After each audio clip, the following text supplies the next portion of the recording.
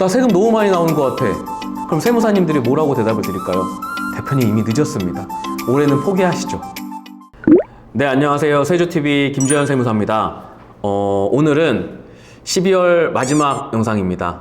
네, 다들 2022년 행복하셨나요? 저 스스로도 2022년에 제일 잘한 일은 유튜브를 통해서 이렇게 구독자님들과 만나는 일을 한 게 아마 제일 잘한 일이 아닌가라고 생각이 듭니다. 2023년에도 더욱더 좋은 모습으로 찾아뵙겠습니다. 오늘은 2022년을 마감하면서 대표님들께서 내가 이 12월 말일에 챙겨야 되는 세무적인 이슈가 뭐가 있는지를 한번 설명드리고자 합니다. 제가 항상 말씀드리는 것처럼 대표님들은 스스로 신고하고 납부해야 되는 세금이 굉장히 많이 있습니다. 2022년 12월 대표님들께서 챙기셔야 하는 부분은 나의 한 해 매출이 얼마 정도 되었는지, 나의 한 해 매입이 얼마 정도 되었는지를 꼭 미리 정리를 해보셔야 됩니다.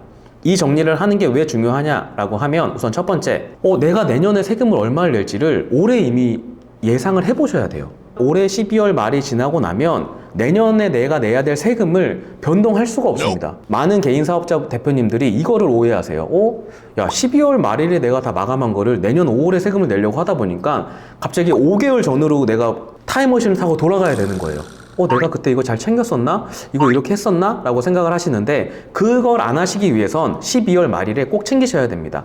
세금 계산서를 내가 잘 발행했나? 혹여나 내가 나랑 계약을 한 사람들한테 매출을 했는데 세금 계산서를 발행을 한 게 없진 않나? 이걸 다시 한번 꼭 확인하시길 바라겠습니다. 또 세금 계산서를 확인을 하시게 되면 내가 해당하는 금액을 입금을 잘 하셨는지도 확인을 해주셔야 됩니다. 두 번째, 매입에 관련돼서도 마찬가지입니다. 서로 상대방이 일부러 그러진 않아요. 내가 매입하고 받은 이러한 물품들에 대한 세금 계산서가 우리 사무실 전자세금 계산서로 다 발행이 되어 있는지를 다시 한번 꼭 확인을 하시길 바라겠습니다. 이걸 확인하셔야 되는 이유는 뭐냐면 세금 계산서 같은 경우에는 매출과 매입이 똑같습니다. 다음 달 10일이 지나고 저희가 발행을 하게 되면 가산세를 납부를 하셔야 돼요. 가산세가 생각보다 큽니다. 그렇기 때문에 해당하는 기간 동안에 꼭 매출 매입에 관련된 부분에 대한 세금 계산서를 챙기셔야 됩니다. 그럼 왜 이걸 12월에 얘기하냐? 매달 얘기해줘야 되는 거 아니야? 12월 말에 하셔야 되는 건 올 한 해에 대한 모든 걸 정리를 해보셔야 된다는 거예요. 1월부터 12월까지 내가 세금 계산서를 다 발급을 했는지 발급을 받았는지를 12월 말일자로 다시 한번 결산을 통해서 대표님들 스스로가 내가 올해 매출이 얼마였구나, 내가 올해 매입을 얼마 했구나를 정리를 하셔야 됩니다. 이거는 단순히 결산을 위해서도 필요하긴 하지만 내년 1월 25일에 진행을 하시는 부가세 신고를 위해서도 필요한 작업이기 때문에 며칠 남지 않은 12월 꼭 이 작업을 진행을 하시길 바라겠습니다. 이렇게 매출 매입에 대해서도 고민을 하시지만 결국 매출 매입을 계산을 하시면 마지막에 어떠한 고민을 세무사님들한테 주실까요? 나 세금 너무 많이 나오는 것 같아. 그럼 세무사님들이 뭐라고 대답을 드릴까요? 노란우산공제라든지 연금저축이라는 걸 가입을 해서 조금이나마 세금을 절세할 수 있는 방법들이 있으십니다. 그렇기 때문에 내가 실제 2022년도에 영업을 하셨는데 아직 이러한 노란우산공제라든지 혹은 연금저축 같은 걸 가입을 안 하셨다라고 하면 남은 기간 동안 꼭 가입을 하시길 권유드리겠습니다. 12월 말일에 챙기셔야 하는 부분이 뭐냐면 인건비에 대한 부분입니다. 대표님들 같은 경우에는 근로소득으로 급여를 지급을 하시는 분들도 계실 거고 사업소득으로 급여를 지급을 하시는 분들도 계실 텐데 얼마 전에도 저희 사무실에 국세청에서 전화가 왔습니다. A라는 업체가 B라는 분한테 급여를 지급했다라고 신고를 했는데 그 B라는 분이 1년이 지나서 나는 A라는 업체한테 돈을 받지 않았어요 라고 그 근로소득 부인을 해버린 거예요. 이렇게 되면 무슨 문제가 생길까요? 세무서에서는 너네 가공인건비 넣은 거 아니야? 너네 이 사람 실제로 일 안 했는데 이 사람 명의만 빌려서 인건비 신고해서 세금 줄이려고 적극적으로 탈세하려고 했지? 라고 의심을 하기 시작을 하는 거예요.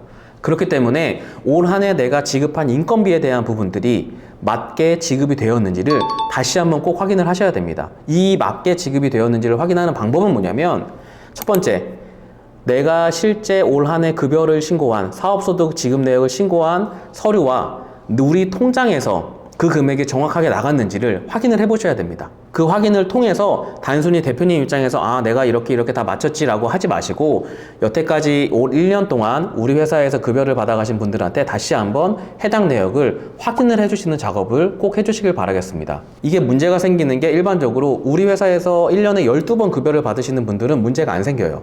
우리 회사에서 프리랜서라든지 아니면은 뭐 1년에 한두 번 일하시는 분들 같은 경우에는 이런 게 나중에 꼭 문제가 발생을 하더라고요. 제가 실무적으로 일을 해보다 보니. 인건비는 이제 내년 1월 10일까지 신고를 해야 하거든요. 그 해당하는 부분들에 대해서도 수정사항이 있으시다라고 하면은 그 부분까지도 저희가 한번 점검을 해보시길 적극 권유드리겠습니다. 그 다음으로는 이제 이렇게 진행을 하시다 보면은 내가 내년에 세금을 얼마가 내야 될지가 대략적으로 윤곽이 잡히실 거예요. 아, 대략 나는 내년에 세율이 이 정도 퍼센테이지고 나는 세금을 이 정도 내겠구나가 잡히신다라고 하면 그 다음에 하셔야 될 건 뭐냐면 내가 이제 창업 감면에 대한 세액공제가 있을 거고요. 두 번째는 내가 일자리 창출에 대한 세액공제, 이러한 여러 가지 세액공제가 있습니다. 이러한 부분들에도 해당을 하는지 다시 한번 꼭 확인을 해보시길 바라겠습니다.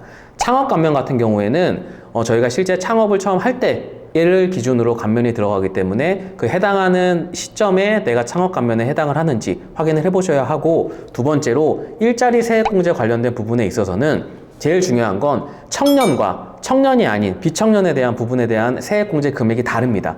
그 달라지는 부분에 따라서 우리의 세금이 줄어드는 그 크기도 다르기 때문에 그 해당하는 부분들에 있어서도 우리와 함께 일하는 근로자분들이 이 세액공제에 해당을 하는 분들인지 아닌지를 다시 한번 꼭 확인을 하셔서 내가 내년에 내야 되는 세금의 규모를 확정을 하셔야 됩니다. 아무래도 저희가 종합소득세 같은 경우에는 1년 동안 일한 걸 한 번 세금을 내잖아요. 그러다 보니까 이 세금이 준비를 잘 안 하세요. 저 같은 경우는 이제 사업자분들 대표님들하고 상담을 하면 항상 말씀을 드려요. 세금 통장을 따로 마련하셔야 된다.